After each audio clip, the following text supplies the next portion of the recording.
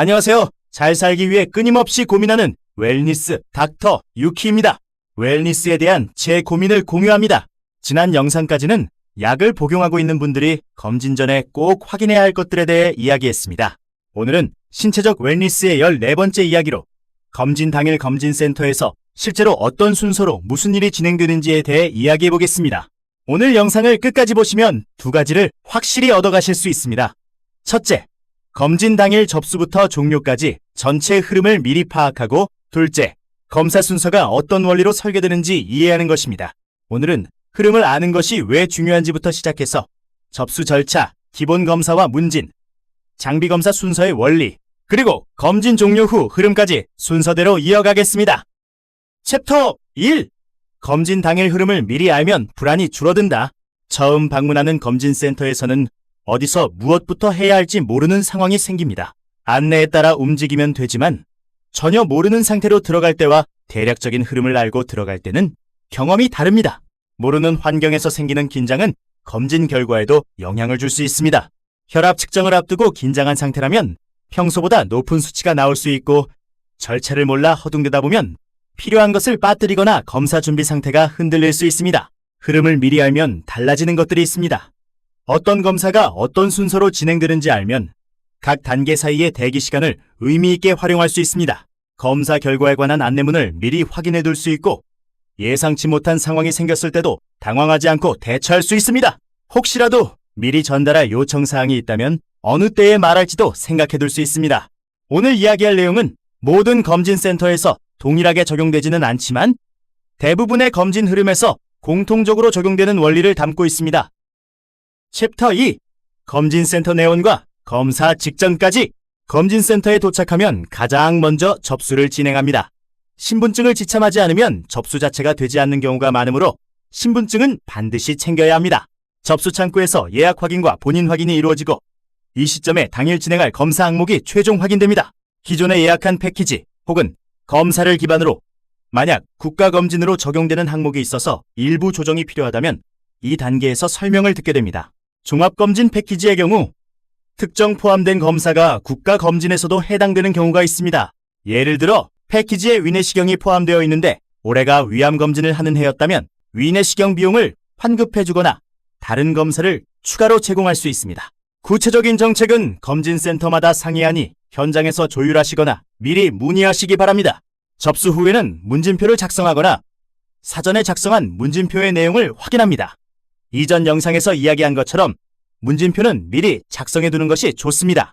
당일 현장에서 작성하면 시간이 촉박하고 내용이 누락될 수 있기 때문입니다. 문진표 작성이 끝나면 담당 직원이 내용을 검토하고 추가로 확인이 필요한 부분을 짚어주는 경우도 있습니다. 접수 과정이 마무리되면 탈의실에서 검진복으로 갈아입습니다. 귀금속과 액세서리는 검진받을 때에는 지참하지 않으셔야 하지만 피치 못하게 가져왔다면 이 시점에 모두 사물함에 넣어두는 것이 좋습니다. 금속이 문제가 될 수 있는 검사는 방사선 검사, 내시경 검사, MRI 검사가 있으며, 그와 별개로 여러 공간을 다니며 검사를 하는 중에 분실할 위험이 있기 때문입니다. 만약 진정검사가 예정되어 있다면 이 단계에서 콘택트 렌즈를 빼고 안경으로 바꿔 써야 합니다. 챕터 3. 신체 계측과 기본검사, 문진. 검사에서 가장 먼저 진행되는 것은 보통 신체 계측입니다. 키와 체중을 측정하고 체성분 검사, 혈압 측정, 시력과 청력 검사가 2단계에서 진행됩니다. 이 검사들은 준비 상태와 무관하게 언제든 진행할 수 있어 검사 흐름의 초반부에 배치되는 경우가 많습니다. 신체 계측이 끝나면 문진이 진행됩니다. 문진은 의사가 문진표 내용을 바탕으로 추가 확인이 필요한 사항을 직접 확인하는 과정입니다. 작성한 문진표를 검토하고 혈압 수치를 확인하며 오늘 검진에서 특별히 주의해야 할 사항이 있는지를 파악합니다. 복용 중인 약이 있거나 기저질환이 있다면 이 시점에 의료진에게 다시 한번 알려두는 것이 좋습니다. 당일 아침 혈압이 기준치 이상으로 높거나 체력 상태가 좋지 않다면 일부 검사를 조정하거나 진정검사 진행 여부를 재검토하는 경우도 있습니다. 문진이 끝나면 본격적인 검체 검사로 체혈과 소변 검사가 진행됩니다. 체혈은 여러 혈액 검사 항목을 한 번에 진행하므로 여러 바트를 채취하는 경우도 있습니다.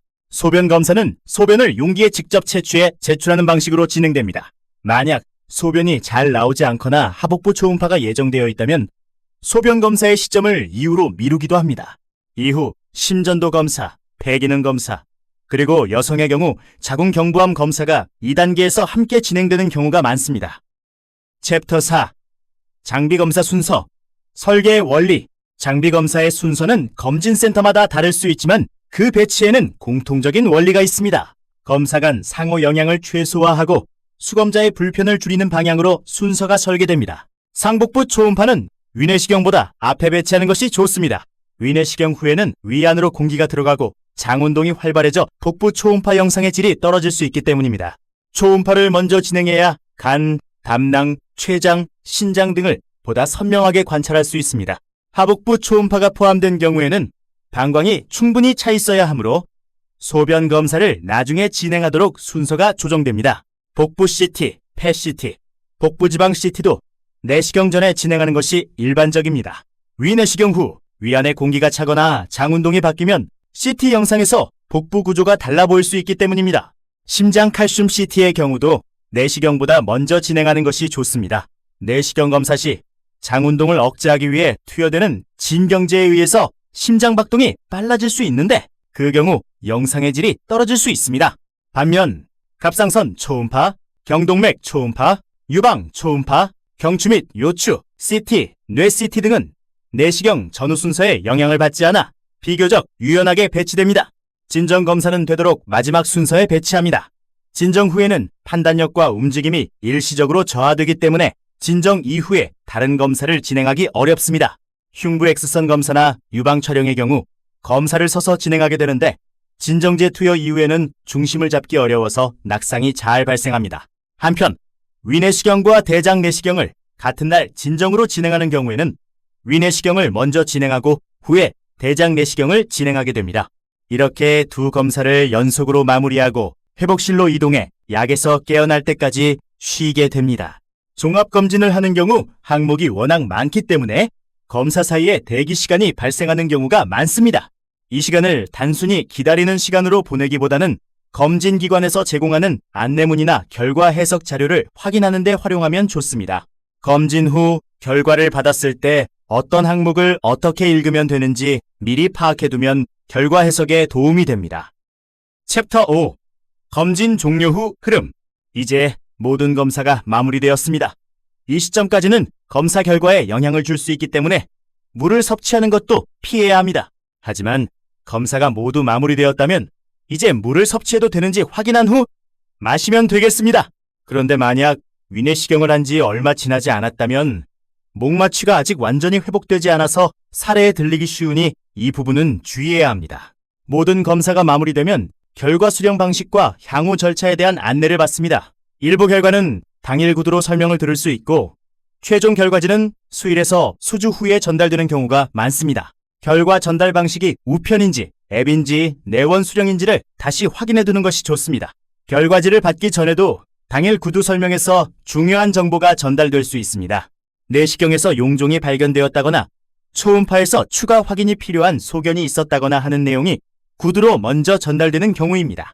이때 당황하지 않는 것이 중요합니다. 구두 설명은 정확한 판독 결과가 아닌 경우가 많고 최종 결과지를 받은 후 담당 의사와 상담하는 것이 더 정확한 판단으로 이어집니다.